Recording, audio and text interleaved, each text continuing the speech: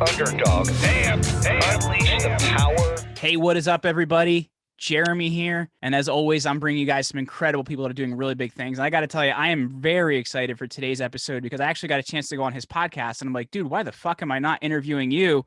Welcome to the Create Your Own Life show, Jayson Waller. Bam! How you doing, baby? Hey, man. I didn't wear a Superman shirt. I got a True Underdog podcast shirt. My muscles don't look as good as yours, but I'm working on it. I think that's the earliest in the podcast I've ever dropped an expletive, by the way. That's pretty extreme. So good. That's a good sign, by the way. 2021, we're fucking ready, right? Hell yeah. Well, I think the thing I found really inspiring about you, Jayson, is you and I kind of got into this conversation on your show about like the education system and how a lot of it doesn't, really set people up for success. And in a lot of ways, you're very self-made. And I guess I'm interested first off to find out, like, you've had a ton of success to this point. Your company's grown. I don't even know how many hundreds of percents and thousands of percents in the last number of years, 3-time entrepreneur of the year, but you didn't start there. And I'm curious, like, what made you decide first off that, you wanted to be an entrepreneur? Cause I know even for me, like, I grew up in a small town and everything else. Like, I didn't know what that was. Like, you're supposed to like go out and get a job and that whatever what it is. So like, what was that like for you, man? Well, I can tell you, I can't spell entrepreneur. So I didn't finish school, and winning the EY Entrepreneur of the Year, one of the things they asked towards the end is, can you spell it? And I failed miserably. So, but my parents were blue collar. My dad worked at AT&T. And I will say the EY, that's a hard process, by the way, too, because I just got through that was a big like their kind of first round where then you talk to a panel, everything like that, and I didn't get any further than that. So, dude, like to do it 3 times, that's like super well done. So I guess well done on you, man, like to do that 3 times, because that's an incredibly difficult process. I know myself, I didn't get very far, so super well done. But I guess, bringing it back to the question, like, what made you want to be an entrepreneur? You had said a second ago, like you couldn't spell it, but you did it anyway. Yeah, I couldn't spell it. And that was part of the EY process, but my parents were blue collar, and I watched my dad have an opportunity. He worked for AT&T. He worked 3rd shift, then he worked 2nd shift. He was a union steward. My mom worked in a bakery at a grocery store, decorating cakes and making cookies, right? And so we didn't have a lot. We had enough. We were a little less than, I would say, middle class. But sure. When we moved to North Carolina, my dad had an opportunity right before we moved to go into business with a friend of his who had video stores when they were cool, right? Before Blockbuster, when video stores were banging. Don't even get me started on Blockbuster, man. Like, I don't know who the hell needs to rent a movie for 7 days. Like, that was some of the dumbest shit I've ever experienced. Dude, that was my first job, was at a video store, to be like, can you not rewind it? And it's 5 days late. What's wrong with you? Like, I remember renting Sega Genesis games from the video store back in the day, man. Oh, that's so, I remember the Teenage Mutant Ninja Turtle games and stuff like that. Yeah. So he had an opportunity to open up a sub shop and my mom a bakery next to a video store. My dad's friend, I remember I was 14 years old. I heard my dad tell my mom, I don't know if we should move. Mike's offered me an opportunity. And my dad got scared and he played to not lose instead of win. He played safe, and he said, I've got 2 younger kids, meaning my brother and sister who got asthma. I've got like 8 years left, 10 years left at AT&T. Let's just transfer. Sure. So we transferred to North Carolina. We ended up buying a trailer. We lived in a trailer park. I didn't even know what that was. I didn't know what that meant.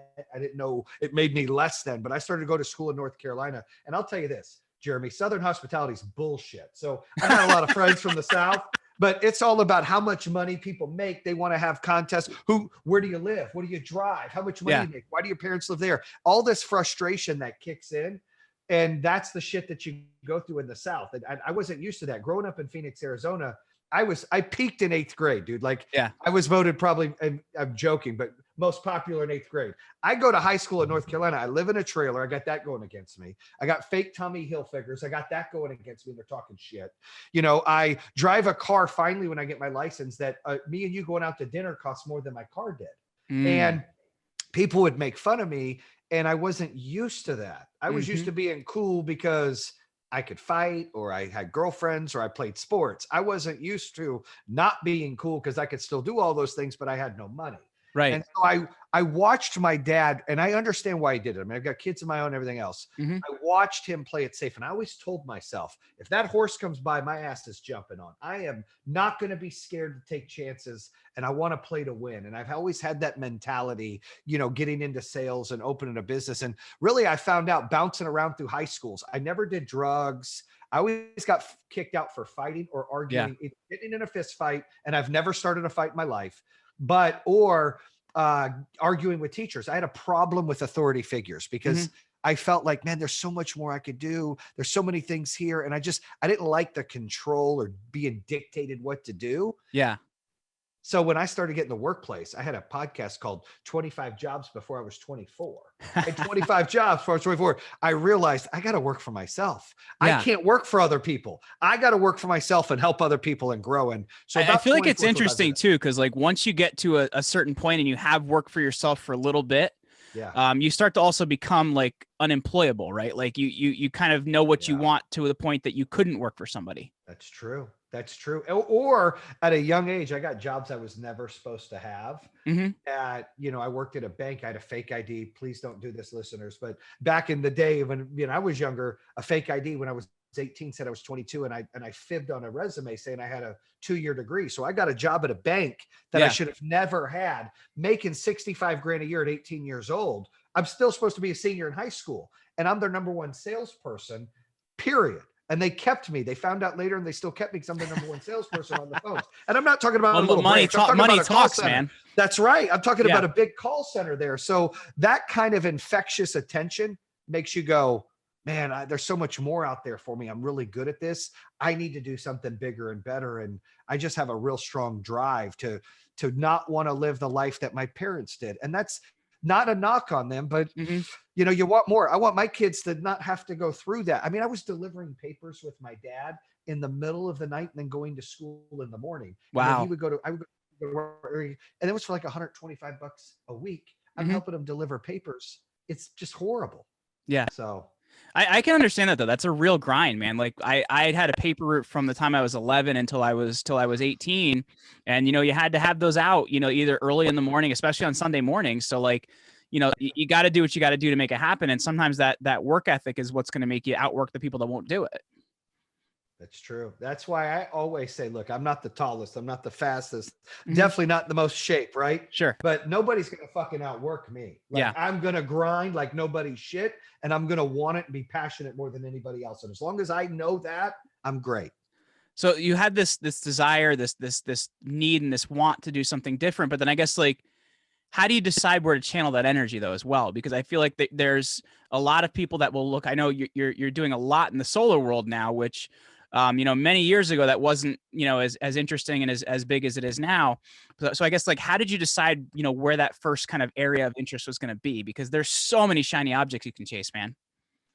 I know. So my first business I opened up was home security. And it was because when I was still in high school, I was telemarketing on the phone for a home security company. And I would call and be like, hey, Jeremy, you remember hanging out in the mall and registering to win that Dodge Durango? And you're like, yeah, great news. You're still in the runnings for that. But do you hear that? Yeah. You've actually been selected to win a free home security system. Installations free, equipment's free. The only thing you have to pay for, Jeremy, is $1 a day for the monitoring. Keeps the bad guys away. And if you fall and can't get up, you're going to be protected there. We'll get you that medical pendant. When can I schedule an installer to come out and do that? I was doing that at 16 and 17 years old in high school and crushing it. So I knew when I opened up a home security business around 24 years old, and I've kind of did corporate American, I wasn't getting promoted because of my age or my personality or, I wasn't polished enough. I had raw talent where I could sell and I was hungry, but I wasn't polished. And it was my Achilles heel.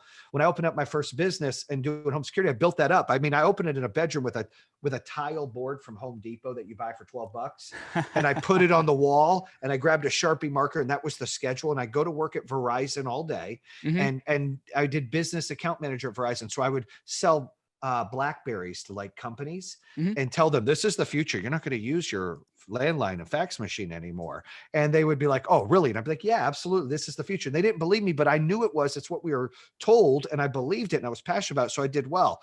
Well, when I got into the home security business, I worked both jobs for about 9 months till I could quit Verizon and then do home security on its own. I finally got an office.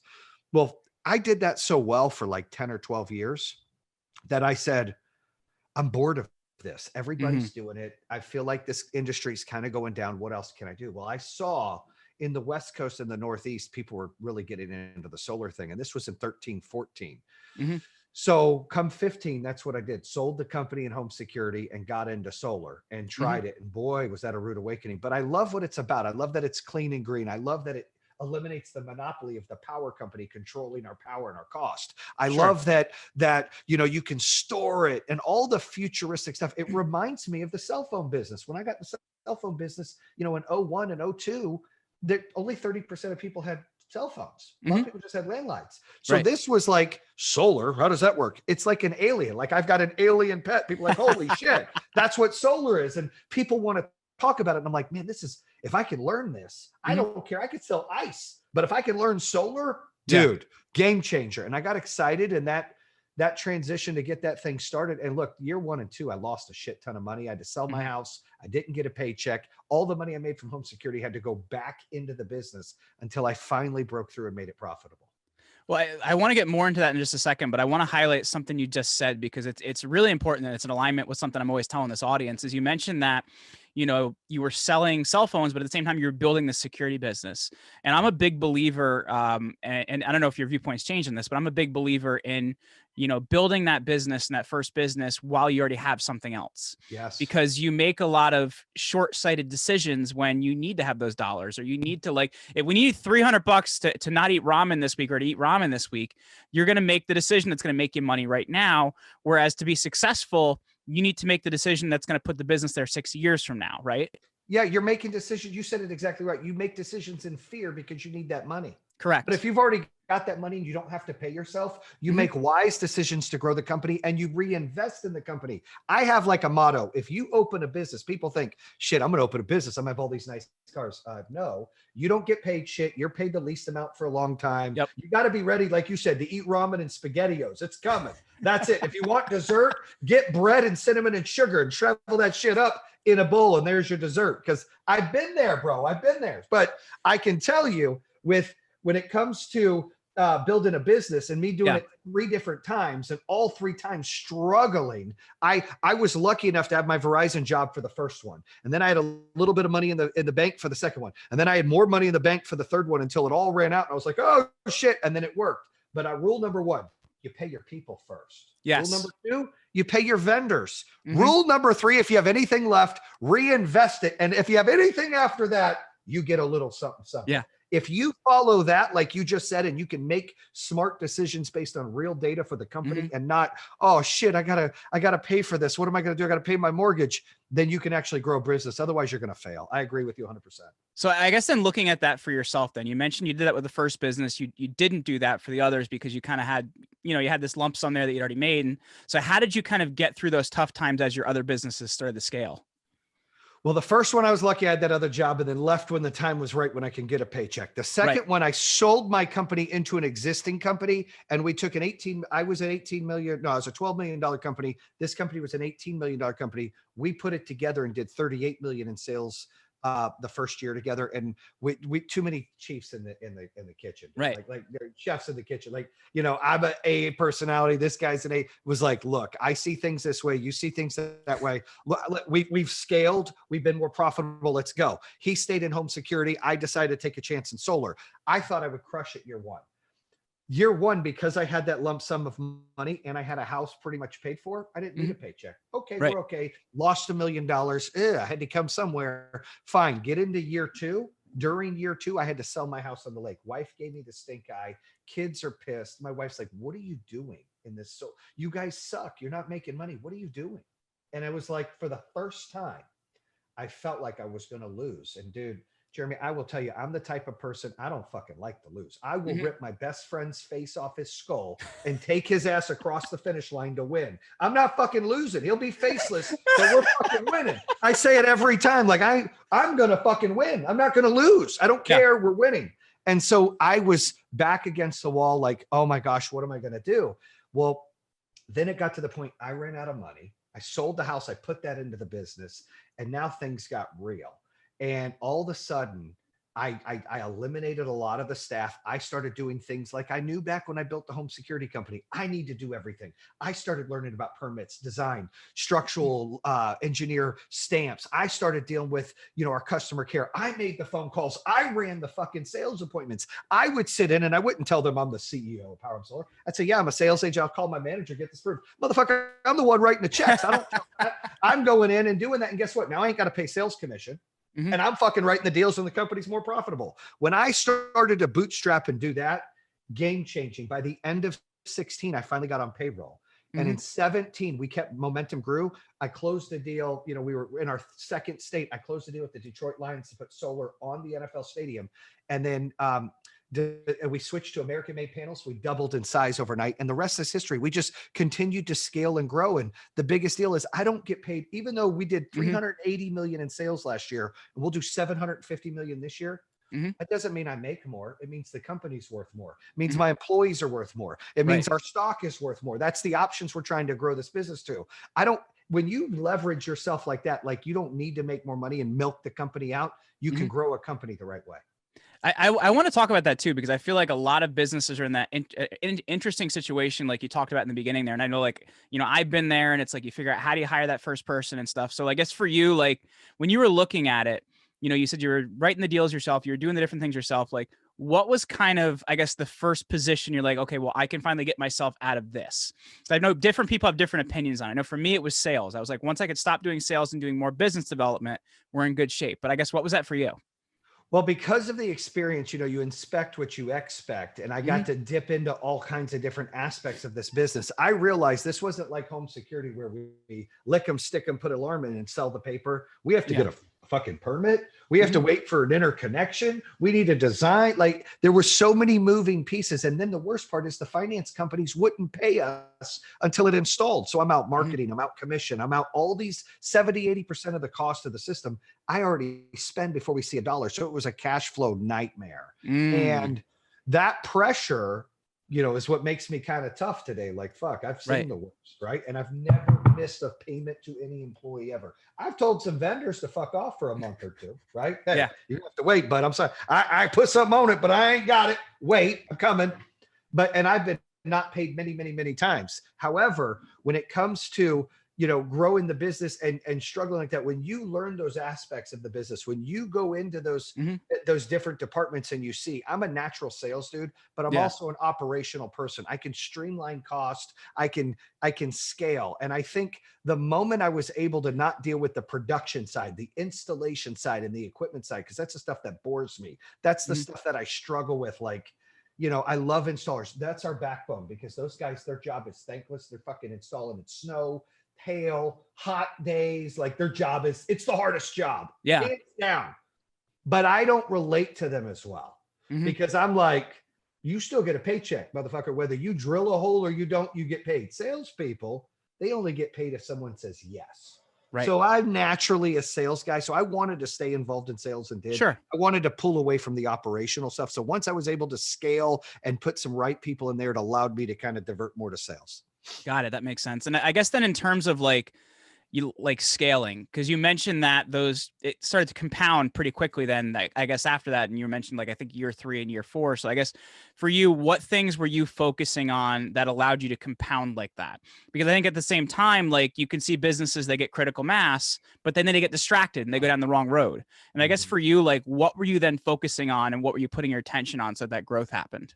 So in 17, when we started to flirt with on our pace to make 40 million in sales, that's what we ended up with was 40 million. I started to get in a position where I knew we needed to raise some capital because in the construction game, and anybody in construction would relate to this, it is a cash flow nightmare. You can be a profitable company, but you're paying for everything before you see a penny. And that's how solar business is. I never realized that. I didn't do enough research. And so in 17, as we continued to invest and sell, we didn't have the cash to grow because it was like, we are not making it fast enough to catch up to our growth. I didn't know what private equity, how it worked. I didn't know, this is a true statement, what the fuck EBITDA was till 2 years ago. And I've ran companies forever because mine was a cash flow company. I did the books, I did everything. So this was like, I'm in a spot, I need help. And I would tell listeners out there, or any kind of entrepreneur, you got to stick your ego to the side. You can't be great at everything. Yes. Superman doesn't build the best company. The fucking Avengers do, right? That's a fact. You need a team. And so I was like, I need somebody smart enough to get us private equity. I hired a president of the company. He's been around $1 billion acquisitions. He knew how to get private equity. His whole job was to make us more compliant, build corporate structure with HR and compliance and accounting, get our books cleaned up, hire a CFO, and find us some private equity. He had 6 months to do that. In 6 months, it wasn't done. So here we are. We doubled in size again. Not because of him, and I love him. He's still on our team. He's a mentor to me, but he's not a grower. He's not a driver, right? And so I had to go to him and have a tough conversation and say, "Look, Steve, we're gonna have to let you go." And he's like, "Why?" And the company's doing great. I said, "But you haven't brought any private equity money." And now that the company's doing great, I don't know if we need it, because then we built a credit line with the finance companies, where now they're paying us a little bit earlier. So cash flow wasn't as bad. And I'm like, we don't need anybody to buy into our company.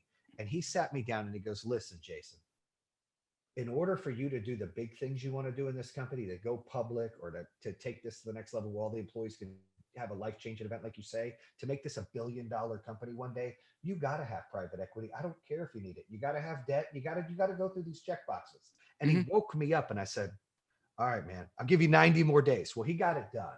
And we brought on a financial partner, a minority partner, that came in and gave us the cash flow to accelerate even more growth and allow us to scale and get bigger and larger and open up multiple states at once and start to do this thing and build a brand, partner with 5 NFL teams, all these things we started to do, that here we are, that when they invested their money, and they're going to make 10, 15 times their money in less than 3 years. Wow. So they're excited. And since then, we hired a great CFO. I hired a great CSO that was my old partner at the second company, and brought him in because he's sales aligned and he's organized. And, there's things that each person on my team do that better than me, that I can't, that I need. And my job's to be the vision and the one pushing our force and motivating people, and the accountability factor on the executives. And their job is really to grow their own book of business in their departments. And I've got a great team, and I'm only as good as my team is. And our team will continue to grow as we grow, because we're in waters we're not used to. But my advice is, when you get in spots where it's uncomfortable, you got to be comfortable being uncomfortable. You need to be able to put your ego to the side and find the right partners to make you better. And they can't be the same as you. Absolutely. And I guess that kind of brings me 2 things that I want to kind of talk about with that. One we'll get to in a second, which is, some of the partnerships you've had, which is pretty awesome. But the thing I want to go with first is, like, you as the executive. Yeah. You mentioned like even having mentorship within your team, but I think at the same time, when you're the person driving the vision, you also have to have somebody that I guess you connect with and you speak to. And I guess, so, like, how have you sought that for yourself so that you can, because some days you're going to get down, man. You're going to get beat up some days. Like, who do you talk to, or how do you, seek that to keep yourself keeping the vision big? Well, part of the stuff that I love about the podcast is I get to talk to people like yourself, or David Meltzer, or different people that can be like a coach to you in your life, or you hear different things that happen. Brian, Scudmore, different people. You're like, wow, like, you learn. Secondly, I have a CEO coach, Brian Elias. He sold his company for like $80 million a few years back. And we met at the gym here in Michigan, and he's kind of take me under his wing. And he's the one that's helped me grow a little bit. And, the problem is as your company grows, you better grow with it. And I've realized that I'm trying to drink from the fire hydrant to try to keep up with the company, but I gotta bring some big dogs with me that are smart. And our company may outgrow some other people.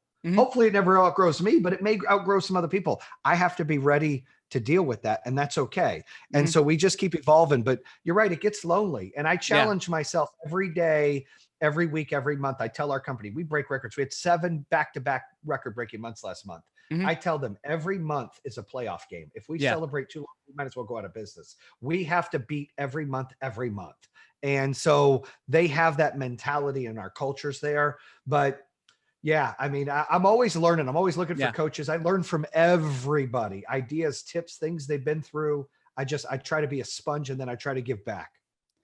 And I guess like looking at it, like one of the things that I've really tried to work on, and I guess, you know, it is different because I'm in business with my spouse, but like you try to not bring home some of the things that you deal with at work during the day, you know, because things come up, you know, you may get hot-headed, you may have different things happen. I guess for you, like, how have you tried to, because work-life balance is bullshit, like it isn't a real thing, but I guess like how have you tried to, I guess, you know, keep yourself in a position so you're not bringing those things to the people you really care about?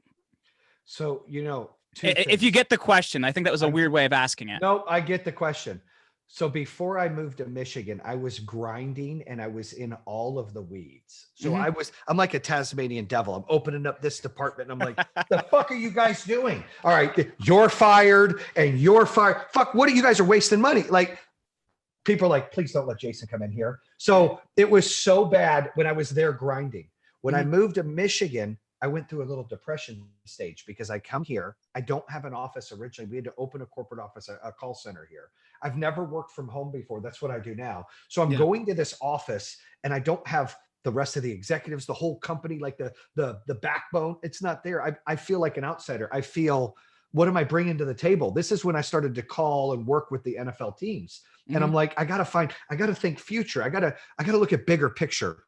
I got to empower them to grow. I can't cover them with my branches and not let them grow. I got to move and let them Mhm. grow. I got to trust them.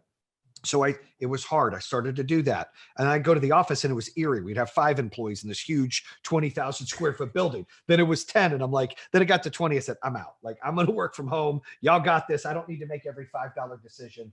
I got a nice office at home. I'm going to start doing that. So I started functioning. Now I started working more, but I wasn't into the grind. I was Mhm. into calls with teams and partnerships, and states were opening up and marketing stuff. And I was like making commercials. I was like, this I love. It's new. It's not, what's our budget look like? Where's this install? Are we finding a license holder? Like, it wasn't the grind. And Mhm. so that allowed me, I started that in 18 to really get away from it. And because I was here, I was able to, oh, this day I'll hang out with the kids more and this day I'll hang out with the kids more. So I was able to balance a little bit more. Sure. Then recently, because we're getting ready to go to transaction, and with COVID, we doubled in size. That kind of went out the waste because I had the time and I'm like, I might as well start this podcast. I have a few hours a week. That Shit, seems to be like, as entrepreneurs, like something we do. We get ourselves a few minutes and we like put something in that time. You know what I mean? we get bored because we always have to, when we're used Yeah. to juggling 5 balls and 2 are in the sidelines, we're like, I can't, I'm bored. I need more balls. Make my life fucking hell. Can you give me more shit to do? Yeah, Please? exactly.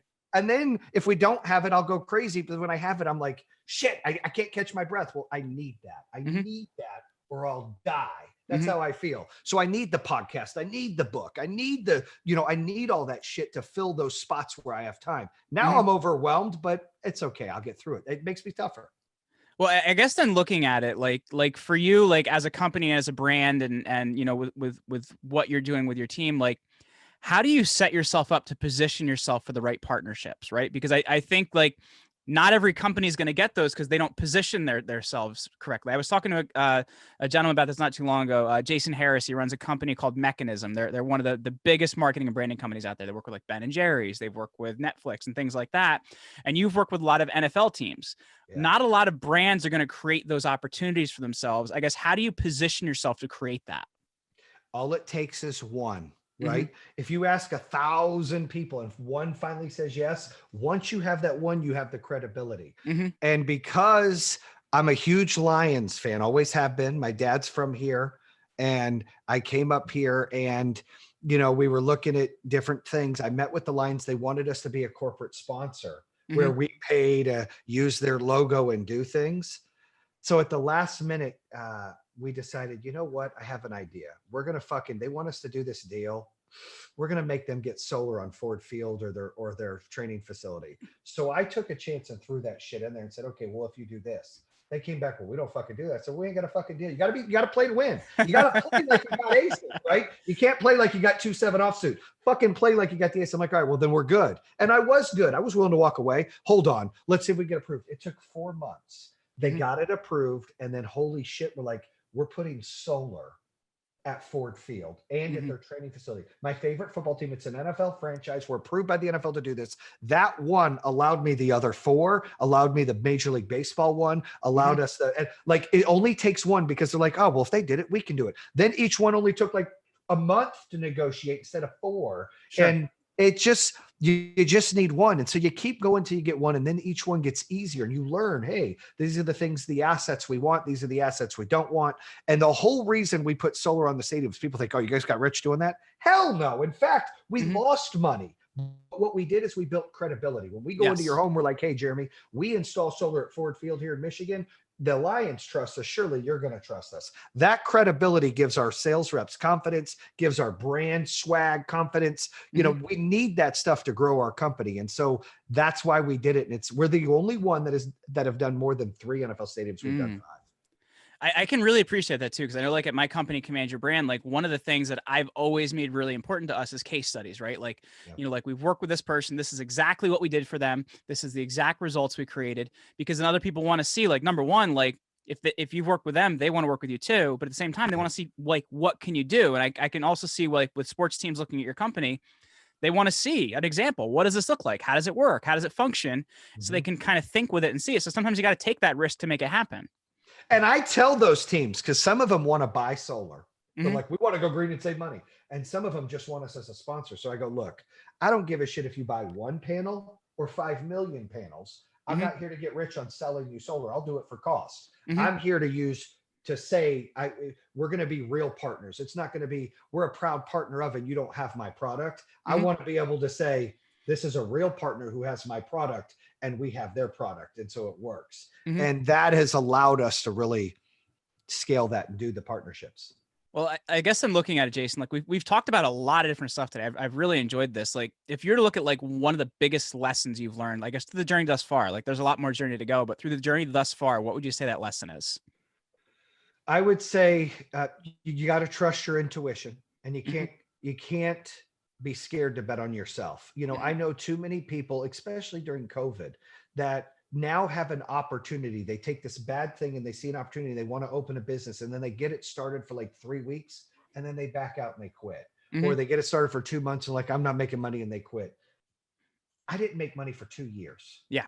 In my first company I ever opened, I didn't make money for 9 months. You're not going to make money. Get yourself established, eat the ramen, eat the SpaghettiOs, eat the bread and cinnamon and sugar, whatever you've got to do.